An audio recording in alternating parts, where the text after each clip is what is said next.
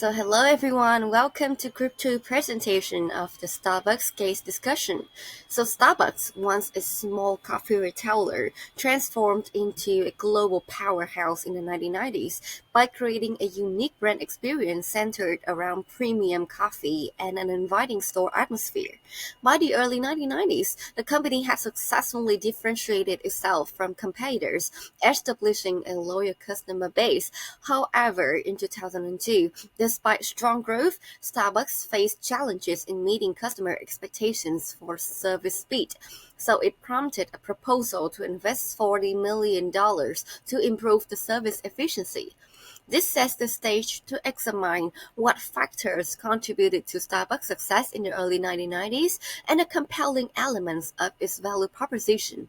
What makes Starbucks so appealing during this period, and how did its brand image help it stand out? So Starbucks' ability to carve out a unique space in the market through differentiation in the service experience, as well as its effective brand positioning, were the key contributors to its success. To make it clear, let's find out the factors contributed to Starbucks' success in the early 1990s. First was the differentiation through service experience, obviously. Starbucks' success was driven by its ability to offer more than just coffee. The company offered a unique service experience where customers could enjoy high-quality beverages in a comfortable, community-oriented environment. This differentiation was particularly significant at that time, given the market's dominance by the commoditized coffee options. Next is high quality product. So Starbucks focused on premium coffee, sourced from the world's best coffee growing regions only. This attention to quality ensured that customers could consistently get an exceptional coffee experience, reinforcing Starbucks' reputation as a top tier coffee brand. Next is its focus on customer intimacy and the personalized service. So Starbucks excelled in customer intimacy, where they trained their staff to engage with customers personally, like recognize regulars and customize beverages according to the customer preferences. The personal touch, such as remembering customer names and orders, played a vital role in building customer loyalty and creating an emotional connection with the brand. Next is the atmosphere and the brand environment that it has created. The physical environment of Starbucks stores was another key factor in the brand success. The ambience was designed to make the stores feel like a third place between home and work, a comfortable, inviting space where people could relax, meet friends, or work, or escape from work. This atmosphere makes Starbucks a desirable destination, encouraging customers to linger and return regularly. Finally is its attempt on the word-of-mouth marketing and brand positioning. Starbucks focused on local store marketing and word-of-mouth rather than traditional advertising. By creating a unique experience, the brand became a cultural phenomenon, particularly among the urban, educated, and affluent customers. This organic growth contributed significantly to Starbucks' success without the need for heavy advertising expenditure from mass marketing, for example. And what are the compelling value proposition of Starbucks at that time that we need to point out? So Starbucks provided much more than a cup of coffee, as I told you. This offered an experience that customers could enjoy repeatedly due to three most important value propositions. First is the product quality. So Starbucks prided itself on offering high quality, freshly roasted coffee, which it positioned as superior to ordinary coffee offerings in the market. Those that only thought of coffee as just regular daily drink, Starbucks thought beyond that. And next is focused on personalized service. This helped create a sense of community and loyalty as customers were treated as individuals rather than just another sales. And finally is the in-store experience. Starbucks created a comfortable, inviting third-place environment where customers could escape from their busy lives. The store layout, the store design, and the opportunity to linger made Starbucks more than just a coffee shop. It became a go-to destination for everyone in the urban cities. Now, as a result of all of those, Starbucks then successfully developed a distinct image at that time. So during the early 1990s, Starbucks developed a brand image of being an upscale, trendy, sophisticated coffee brand. The company became synonymous with the idea of specialty coffee, differentiating itself from mass market coffee chains through its commitment to quality and a premium coffee house experience. First, Starbucks positioned itself as premium and sophisticated. Their customers, largely affluent and educated, associate the brand with sophistication, quality, and like a more European style coffee culture, which are perceived very high value. Next, Starbucks was community-oriented. The brand also projected an image of community and connection, making its stores feel like a gathering place for customers to relax and meet with friends. This reinforced the idea of Starbucks at a third place in people's life, outside of work and home, more than just a place that sells coffee. Finally, Starbucks was trendy and contemporary. Its ambience, branding, and product offerings were designed to appeal to a modern urban lifestyle. This created a perception of Starbucks as a hip and fashionable choice, particularly appealing to young professional customers. The same for now. Okay, let's now talk about the customer satisfaction score of Starbucks and why is this deadline. We believe that the deadline in customer satisfaction at Starbucks results from both changing customer expectation and the internal problem within Starbucks. SAP is fast enough that Starbucks was unable to respond effectively, and in the following section, I will outline the key aspects contributing to this issue. First of all, as the Starbucks service quality was falling, the simplest reason why customers was not as satisfied was because Starbucks service was not really up to what was expected of the brand. According to the case, 34% of customers cite the improvement to service as the most important way to feel more value, and among that, 10% specifically citing the speed and efficiency at the top priorities. They also emphasize that companies need to bring service time down to 3 minutes, which customers consider the benchmark for the excellent service. However, this target was inconsistently met, suggesting a real shortfall in our operational performance. And you may ask, why was this case? I can point out two reasons. First of all, is Starbucks menu is more complicated than ever, and on top of that, baristas are expected to know how to customize for each unique order that customer may have. What one took a half of a day to learn that is making nutrient variation would now require 16 days of 8-hour shifts due to 100 drink combination available. And the customer customization demand for the complicated service delivery, with almost half of Starbucks customers customizing their drinks. This customization slowed down the service for everyone and increased the strain for barista. And the company has been reluctant to increase staff level despite growing complexity, instead focusing on the increase in barista efficiency through the process improvement. And as for the customer profile will also shifting. Historically, the Starbucks catered to an affluent, well-educated, and also white-collar demographic. However, Starbucks' new market team has brought new customer groups. Newer customers tend to be younger, less well-educated, and in a lower income bracket than the established customers. The newer customer visits store less frequently and had different perception of Starbucks brand compared to the loyal customers. This change may have contributed to what a gap in who Starbucks thought it was serving and the reality. While existing loyal customers had higher expectation from the brand original premium image, newer customers might not have seen the same values, further affecting satisfaction score. And the market perception data indicated a growing cynicism toward the Starbucks brand, the promotion of customers who believe that Starbucks care primarily about making money increased from 53% in 2000 to 61% in 2001.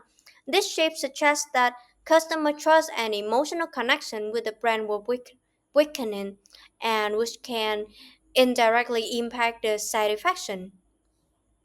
And about the Starbucks decision making as a whole and measurement issue. The company relied heavily on its customer snapshot program, which showed the uh, improving score across all the store. However, this measurement tool focused primarily on operational metrics rather than overall customer expectation and also the overall customer experience. The Starbucks organizational structure lacking strategic marketing group and has separate market research, category and promotional planning team, and this might lead to the miscoordinations. While this is less important, the inaction and being irresponsive from customer data might have led to even more problems and that are unseen and unmentioned. In this case, while the customer snapshot tool used by Starbucks had the limitation that it mainly track the trend rather than the emotional satisfaction level. The case had make it clear that the external customer feedback and the independent market research also confirmed the service delivery issue that the Starbucks was facing.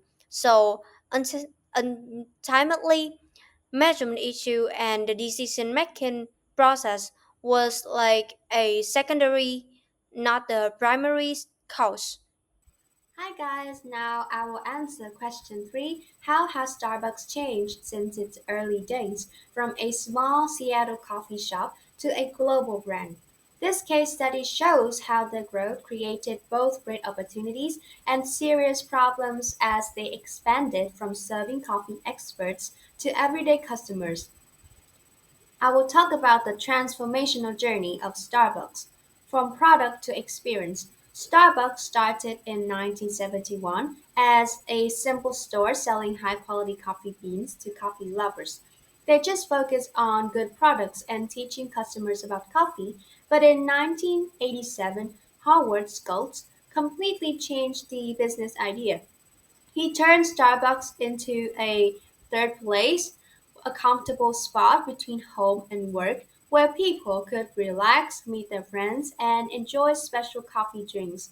This big change moved the company from just selling coffee to creating a social experience that people wanted to be a part of. The second change is within their product complexity. In the early days, Starbucks was simple. They sold coffee beans and basic coffee drinks for their customers. Therefore, the baristas had time to chat with their customers who knew a lot about coffee. By 2002, everything changed. Drinks made up 77% of sales instead of just 50% 10 years earlier. They offered hundreds of different drink combinations, and some drinks even needed 10 different steps to make.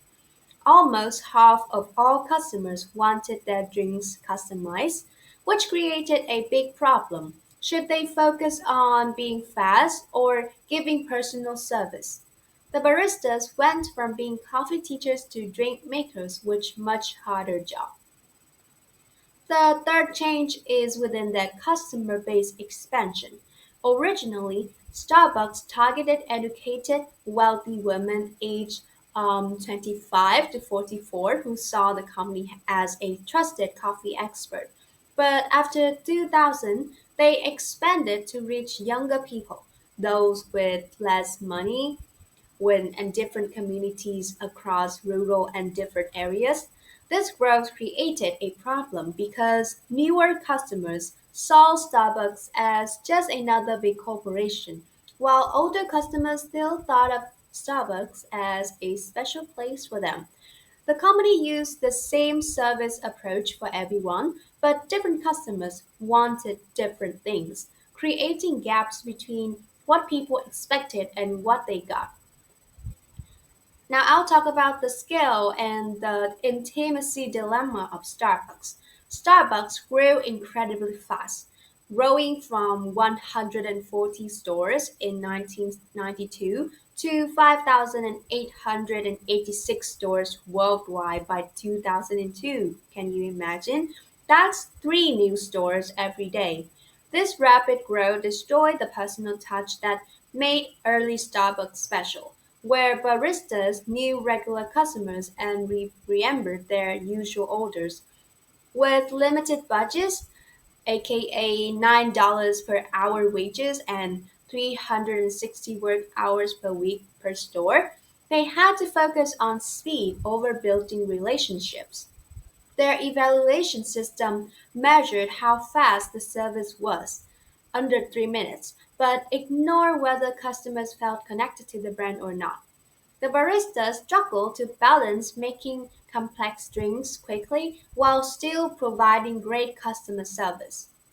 And lastly, I want to talk about the organizational blind spots. By 2002, Starbucks had organizational problems that prevented them from understanding customers. They didn't have a main marketing leader, CMO, and had scattered marketing teams that missed the important trends of the market. Even though their speed measurements looked good, the customer satisfaction was dropping. This showed a dangerous gap between what the company thought customers wanted and what they actually wanted. While Starbucks kept talking about being a third place, research showed that 34% of customers actually just wanted faster service to feel valued. The company was promoting the wrong things to their customers. So, in conclusion, Starbucks' growth shows a basic business problem. Getting bigger destroyed the personal relationship that made them successful in the first place. While they added new technology like automatic coffee machines and gift cards to work more efficiently, they couldn't fix the growing gap between what different customers expected. The company's debate about spending $40 million on more workers shows their main challenge. Can they really satisfy different types of customers without losing money? This case teaches us that when service companies grow big, keeping real customers' relationship becomes very hard. Starbucks' story warns us that being everywhere can make even special brands seem ordinary and common. Question 4. Describe the ideal Starbucks customer from a profitability standpoint. What will it take to ensure that this customer is highly satisfied and how valuable to Starbucks is a highly satisfied customer? So, from a profitability perspective, the ideal Starbucks customer is affluent, well educated, white collar, and skilled female, aged 25 to 44. So, historically, Starbucks' core customer has been in this demographic with higher income and education levels than the average consumer. Second, highly frequent visitor. So the most profitable customer visits Starbucks as often as 18 times per month compared to a typical customer who visits only 5 times per month. The third one is high average ticket size. So highly satisfied customers spend more on their visit rather than satisfied and unsatisfied customer. The fourth one is the long customer lifetime value. So highly satisfied customer remain loyal for an average of 8.3 years compared to only 1.1 years for unsatisfied customer. And the last one is they are demanding and values customizations. So the heaviest users are also the most demanding, frequently customizing their drinks and expecting a high level of service and personalization. To ensure the ideal, highly profitable customer remains highly satisfied, Starbucks must focus on the following here. The first one is the speed and efficiency of service. So, market research identified that the most frequent request for improvement was faster, more efficient service. So Starbucks set a benchmark of serving customer within 3 minutes from back of the line to drink in hand, as this was the key component of excellent service in the eyes of customer. The company considered a $40 million annual investment to add labor hours and improve speed of service, directly targeting this need. Second, personalized and friendly service. So customers value being treated as a valuable customer with personal treatment like remembering names and orders and friendlier. So Starbucks training emphasizes both hard skill like drink preparations and soft skill like engaging customer, remembering regulars, and creating a welcoming atmosphere. And a just say yes policy empowers staff to go above and beyond to resolve customer issues and create memorable experiences. The third one is product quality and customization. Product quality is critical, as is the ability to customize drinks to customer preferences, even if it increases complexity for baristas. And Starbucks' most profitable customer often request customizations, and meeting these demands is crucial for their satisfaction. The fourth one is clean, inviting atmosphere. So, a clean store and pleasant atmosphere are among the top factors driving customer satisfaction. In Starbucks store design and ambience are intentionally crafted to create a third place between home and work, encouraging customers to linger and return. And the last one is the loyalty programs and incentives. So offering incentives such as a free cup after a certain number of visits is a significant driver of perceived value and repeat business. So, moving to the next part, how valuable to Starbucks is a highly satisfied customer.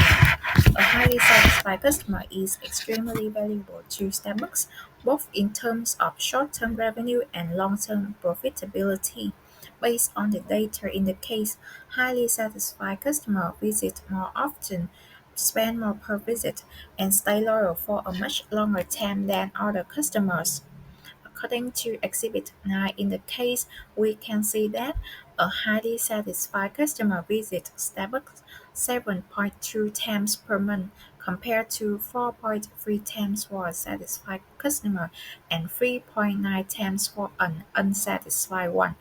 Their average spending per visit is $4.42, which is higher than both satisfied $4.06 and unsatisfied customer $3.88.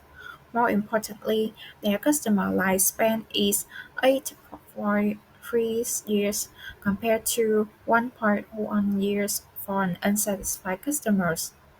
In addition, highly satisfied customers are more likely to recommend Starbucks to others, which creates positive word of mouth and helps acquire new customers at a lower cost.